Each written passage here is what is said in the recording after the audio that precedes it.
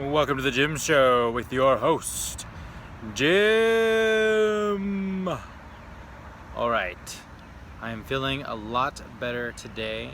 This is day 3 of recovery from 4 days of eating a lot of junk.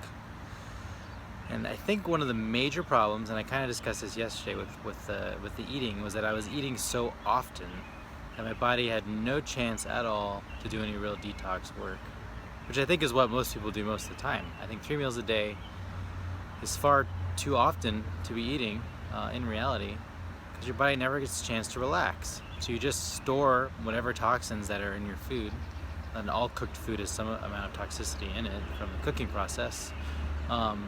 You just store it, right? You just store that away in fat in your body. And that's why you feel so lousy, in between meals or when you do go into some kind of serious detox, because all that stuff is being released from your cells. So far today, though, I feel pretty great. I let myself sleep a little more than normal this morning. I think that helped. I had the lemon apple cider vinegar water this morning. That's all I had so far today, other than a little bit more water that I just had. And I've been feeling great. My body feels good. I have a lot of mental clarity. I've been doing quite a bit of writing today. It's flowing very well. Highly motivated. So I'm guessing that I've been going with a series of 4s here. I did a 4-day water fast, and then I did a couple of days of breaking the fast. And I did 4 days of eating crappy food, which was fun. And now it'll probably be 4 days of recovery from that. Like I said, this is day 3, and I feel pretty good. And I think I'll be, right as rain, back to normal by the end of the day tomorrow, based on how this is going so far. So in terms of the time it took to recover, not that bad, pretty good, pretty happy with that. I think that my weight's still gonna obviously be up there for a while, because I haven't cut back a ton on. Well, I haven't cut back to the level I was at before, where I was doing only raw vegan intermittent fasting.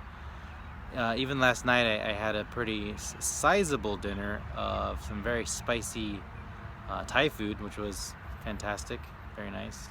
But I didn't eat a crazy amount either, but it's definitely more than what I normally was eating, prior to the water fast, I should say. I was pretty light on a daily basis then.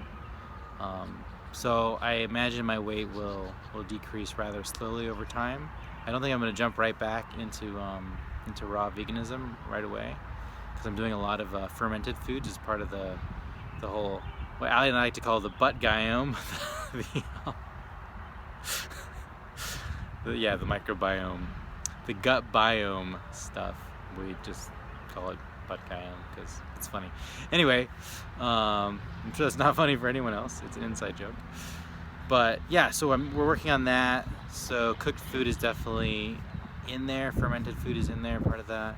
I really think the optimal diet is probably a lot of fermented food and then a lot of raw vegan foods. And I guess fermented food is generally raw vegan. I don't know.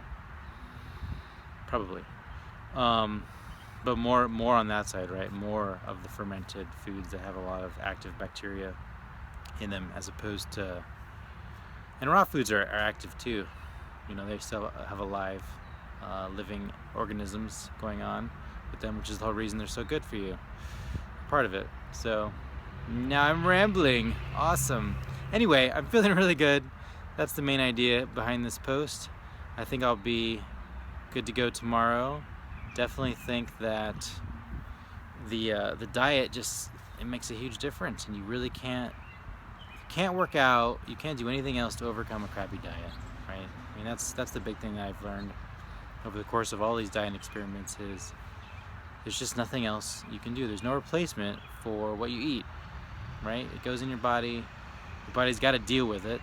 Oh, so something that's kind of come up is I'll eat some crappy food, and then I have this desire to, like, what can I eat to fix this situation? And there's nothing you can't. Like, you can't eat more to fix eating crappily, right? There's nothing you can take. There's nothing you can do other than just give your body the time and the space it needs to do the work that it can do. That's the only thing you can do, which is frustrating for someone like me that likes to take action to immediately make a change. When you could probably go exercise, to help increase the rate of detoxification, right? But you're not going to undo what you did through exercise alone. Another thing, you can eat crappy and exercise and appear to be fairly healthy, and some of your markers can be pretty healthy, but you're still not going to overcome, you know, what you've done to your body through the food. What you've done to your brain, you're not going to get the mental clarity you would get otherwise. You're not going to get the health benefits and the longevity you would otherwise.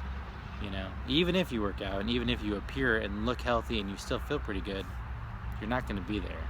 You just can't do it. Exercise alone is not going to overcome a crappy diet.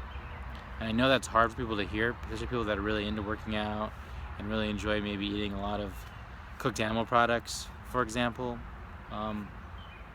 If you really want to get massive gains, you're going to have to change your diet.